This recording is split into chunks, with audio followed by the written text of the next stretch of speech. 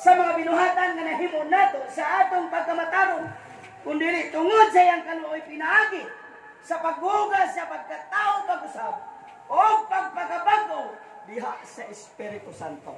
Tanawa ang bautismo nga inyong nadawat kaganina, ingunani mo kahugaw, ingunani ta ka itom, pero sa diha matud pa sa Ginoo, apan sa gikapadayag na ang pagkamatarong sa Dios, kamo gihugas pinaagi sa pagkabago pag-usab, pinaagi sa Espiritu Santo, para ikaw kung kitang tanan matud pa sa Galacia 3:27, kay ang tanan kaninyo nga gibautismuhan kang Kristo, gikasuluban og Kristo.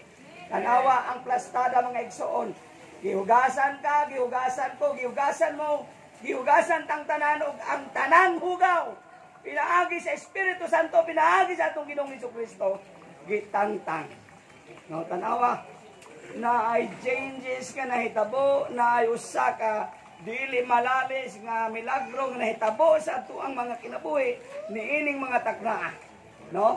Ato ang klarohon, ato ang tanawon kung unsa mo katinaw, kung unsa mo kabago diha sa mga pananaw sa Ginoo.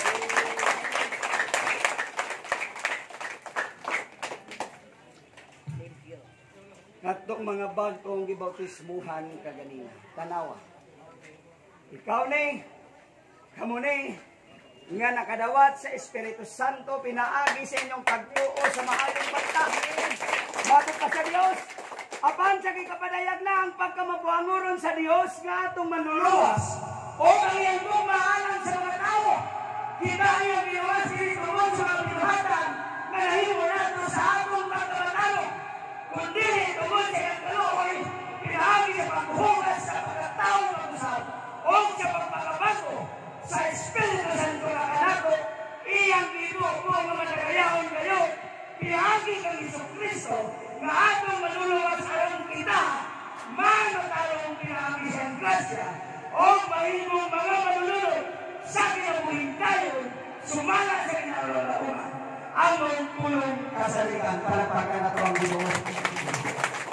Suning mga taglaan ko ang nakita, ang kapakuhan, naganting salamat, o nagang tayong ang salamat mga igsoon na diin. Ikaw ako kitang tanan, kamo nga mga bago karon anawan ninyo o sa mga bago sa pananaw sa Ginoo.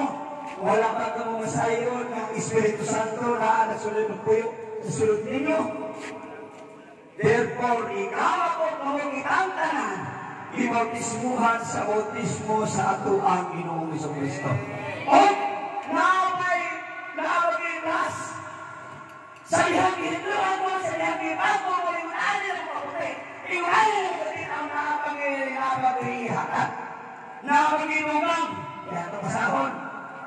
Atong pasahon ang sungti diri sa Marcos, dugang mahatag na regalo sa Ginoo, iulan ang sungti sa Ginoo, ang umutorong ng pabautismo maluwas para pagkanatong Diyos. Inuan mo, ibitin mo manalo sa Ginoo, itubog dito sa sakini ang tanga. O, matod pa sa Ginoo, ang mutorong pagpabautismo maluwas ang panagpili mo ito, pagkahukman sa silot. O, kanina ang mutorong, kanina nga naka-undergo sa bautismo, kanina, kamo nga nito sa bautismo sa Espiritu Santo. Kamo nga nidangat sa itong Ginoong Jesucristo. O kanina, maganunod kining mga ilhanan sa akong ngalan, sa ngalan sa Ginoo, sa ngalan ni Jesus, matupang inyong nadaman, ilang paglaon ang mga yawa, magasulti silang mga pamong sinultihan, magagupot silang mga bitin, kung nakainom silang pisan, unsa na makainom, sila, dili mga daot, ang mga masakiton, mga pandungan nila sa ilang mga kamot, o mga ayos sila. Palakpakan na itong mga igsoon ng dunga, nga ipabot sa Ginoo diha sa matag usa kanina. No? Inyuhan ang masinating, inyuhan ang ma-experience sa inyong kinabuhi. Buhata ang inyong nadungog, nakita, o nakakunan buhata. Pinaagi sa ngalan sa itong Ginoong Jesucristo. No, matod pa sa Diyos sa Santiago 1:21. No, matod pa sa Diyos ang ulong matod pa niya din Santiago 1:21. Iwala niya ang sulti sa Dios. Namato pa niya. No, ingon sa dinhi. Santiago 1:21. Busa. Iyaway sa Dios ang tanan. Lugurin ninyo ang inyong kaugalingon sa tanang tuling ug naghingapin nga pagtanaw na. O gawatan ninyo sa kaagwang ang tinanong na pulo na ang makaluwas sa inyong makalag. Padayon ni Sol, palapakan na itong Diyos.